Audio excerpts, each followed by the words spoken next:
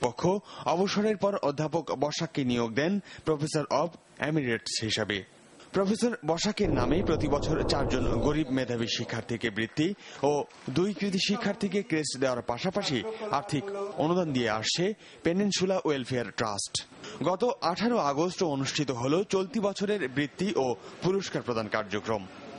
বিজ্ঞানের ছাত্রছাত্রীদের জন্য এটা অত্যন্ত উৎসাহ ব্যঞ্জক একটা বৃত্তি। প্রফেসর বসাকের মতো একজন ডেভোটেড গবেষক হওয়াটা তাদের সামনে হয়তো থাকবে। শিক্ষাক্ষেত্রে অবদানের কথা মনে রেখেই এই পুরস্কার চালু করার কথা ভাবি এবং সেই সাথে ভাবি যারা আমাদের ছাত্র তারা যেন তাদের গবেষণা বা শিক্ষার যে চরম উৎকর্ষ দেখাবে তাদেরকে স্বীকৃতি দেওয়ার জন্য আমরা চালু।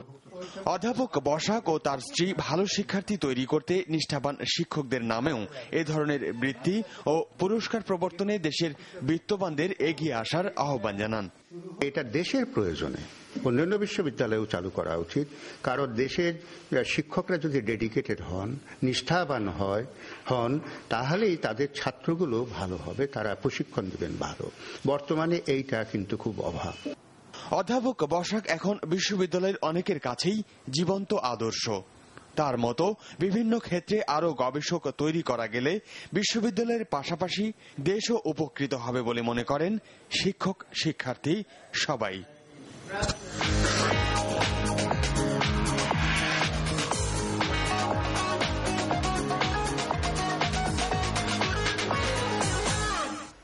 এবার পায়োনিয়ার ইন্স্যুরেন্স অর্থনীতির খবর। 91 থেকে 2008 সাল পর্যন্ত বিমানের দুর্নীতি খুঁজে বের করতে 5 সদস্যের কমিটি গঠনের সিদ্ধান্ত হয়েছে বিমান মন্ত্রণালয় সংক্রান্ত সংসদীয় কমিটির বৈঠকে। এছাড়াও নীতিগত সিদ্ধান্ত হয়েছে বিগত তত্ত্বাবধায়ক সরকারের সময় স্বেচ্ছায় অবসরে যাওয়া কর্মকর্তা কর্মচারীদেরও চাকুরি ফিরিয়ে দেবার। অর্থ মন্ত্রণালয় সংক্রান্ত অপর সংসদীয় কমিটি বিভিন্ন মামলার কারণে জাতীয় রাজস্ব বোর্ডের প্রায় 3,500 কোটি টাকার পাওনা আদায়ে প্রয়োজনীয় সিদ্ধান্ত নিতে বলেছে রাজস্ব বোর্ডকে। প্রায় 3,500 কোটি টাকার মতো আমাদের রেভিনিউ আমরা পাবো, কিন্তু পাচ্ছি না বিভিন্ন মামলা মোকদ্দমার কারণে। এটা এনবিআর এর পুরো টাকা, এর মাঝে কিছু আছে কাস্টমস, কিছু আছে ইনকাম ট্যাক্স। এর মূল সমস্যা হচ্ছে আইনি সমস্যা। 2011 সালের আইসিসি বিশ্বকাপ ক্রিকেট উপলক্ষে 3টি স্টেডিয়াম সংস্কার করতে যাচ্ছে সরকার। এতে খরচ হবে মোট 152 কোটি টাকা। মঙ্গলবার জাতীয় অর্থনৈতিক পরিষদের নির্বাহী কমিটি একনেকের সভায় এসব প্রকল্প অনুমোদিত হয়। স্টেডিয়ামগুলোর মধ্যে রয়েছে বঙ্গবন্ধু জাতীয় স্টেডিয়াম, মিরপুর শেরেবাংলা জাতীয় ক্রিকেট স্টেডিয়াম ও নারায়ণগঞ্জের ফতুল্লা স্টেডিয়াম। এছাড়া 392 কোটি টাকা ব্যয়ে সিদ্ধিরগঞ্জ থেকে মানিকনগর পর্যন্ত একটি বিদ্যুৎ সঞ্চালন প্রকল্প অনুমোদন দিয়েছে একনেক। প্রধানমন্ত্রী শেখ হাসিনার সভাপতিত্বে এই সভায় মোট 584 কোটি টাকার 5টি প্রকল্প অনুমোদিত হয়েছে। আন্তর্জাতিক। মার্কিন প্রেসিডেন্ট বারাক ওবামাকে প্রধান শত্রু হিসেবে উল্লেখ করে পাকিস্তানি তালেবানরা আফগান যুদ্ধে সক্রিয়ভাবে সহযোগিতা করবে বলে মন্তব্য করেছেন নতুন তালেবান নেতা ওয়ালিউর রহমান। বার্তা সংস্থা এপিকে দেয়া এক সাক্ষাৎকারে এ মন্তব্য করেন তিনি। গত 5 আগস্ট সিআইএর মিসাইল হামলায় নিহত বাইতুল্লাহ মেহসুদের ভাই ওয়ালিউর সাক্ষাৎকারে বলেন, তাকে গোটা নেটওয়ার্কের দায়িত্ব দিয়ে দলের প্রধান করে গেছেন বাইতুল্লাহ নিজেই। তবে শুক্রবার এক বৈঠকে হাকিমুল্লাহ মেহসুদকে দলের নতুন নেতা নির্বাচিত করা হয়েছে বলে দলের কয়েকজন শীর্ষ নেতা শনিবার জানিয়েছেন। কিন্তু অ্যাসোসিয়েটেড প্রেসের সাথে সাক্ষাৎকারে হাকিমুল্লাহর ব্যাপারে কোনো কথা বলেনি ওয়ালিউর রহমান।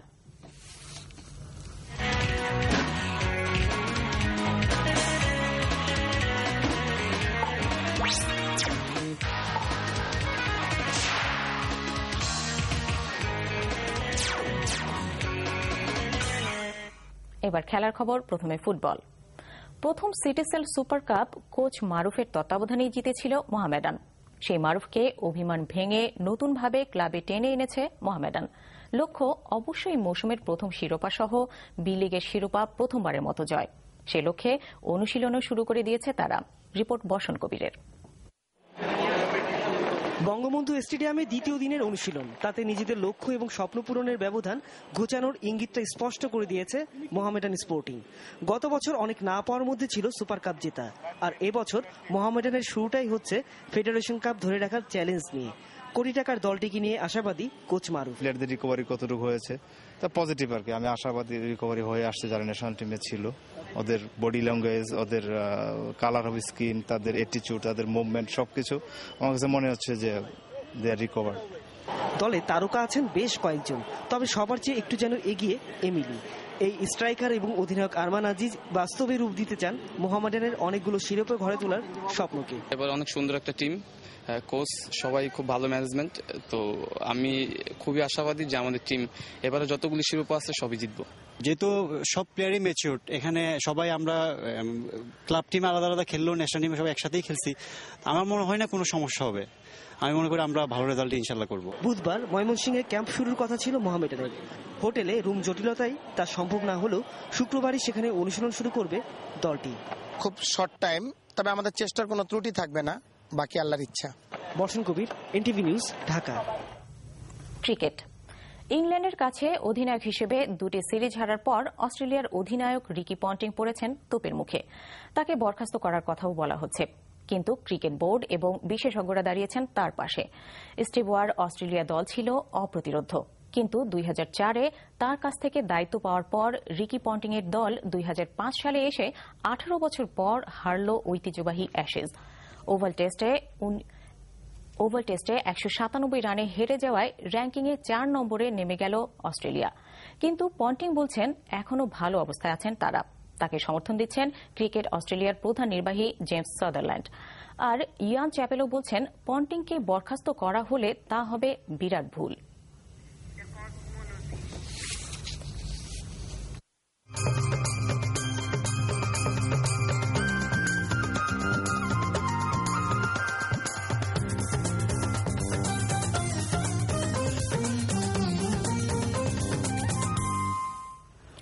ধানমন্ডির দ্রিক গ্যালারিতে চলছে ক্যালিগ্রাফি অন কুরআনিক কসমোলজি শিরোনামে সাইদ জুলফিকার হুজুরের একক ক্যালিগ্রাফি প্রদর্শনী। বিজ্ঞান ও ধর্মের মহা মিলন কেন্দ্র হল মহাকাশ বিজ্ঞান। কুরআন তেলাওয়াত করতে গেলে অনেকের মনেই মহাকাশ সম্পর্কিত নানা ছবি ভেসে ওঠে। তাদের জন্য জুলফিকার হুজুরের এই আয়োজন। প্রদর্শনীতে আল্লাহর সৃষ্টি নিদর্শন সুন্দরভাবে ব্যাখ্যা করা হয় ডিজিটাল প্রিন্ট মেকিং এর মাধ্যমে। বিজ্ঞান মনস্ক ব্যক্তিদের কুরআন মনস্ক করতে এবং মহাকাশ গবেষণায় আগ্রহী করতেই এই প্রচেষ্টা। প্রদর্শনী চলবে 26 আগস্ট পর্যন্ত। খবর শেষ করছে, যাবার আগে তাই শিরোনামগুলো আরেকবার। বিডিআর হত্যাকাণ্ডের বিচার নিয়ে সুপ্রিম কোর্টে রাষ্ট্রপতির রেফারেন্সের শুনানি শুরু, 2 আইনজীবীর ভিন্ন মত। ক্রমেই নিয়ন্ত্রণহীন রমজানের বাজার, মাঠে নেমেছে 2500-এরও বেশি র্যাব, বিএনপির প্রতিবাদ কর্মসূচি। সোয়াইন ফ্লু আক্রান্তের সংখ্যা বাড়ছে, আরও 13 জন শনাক্ত, সন্দেহ হলেই ডাক্তারের কাছে যাবার পরামর্শ। চাকরি নিয়ে বিদেশ যাবার খরচ কমিয়ে আনার উদ্যোগ সরকারের, বাস্তবসম্মত করার তাগিদ বায়রার।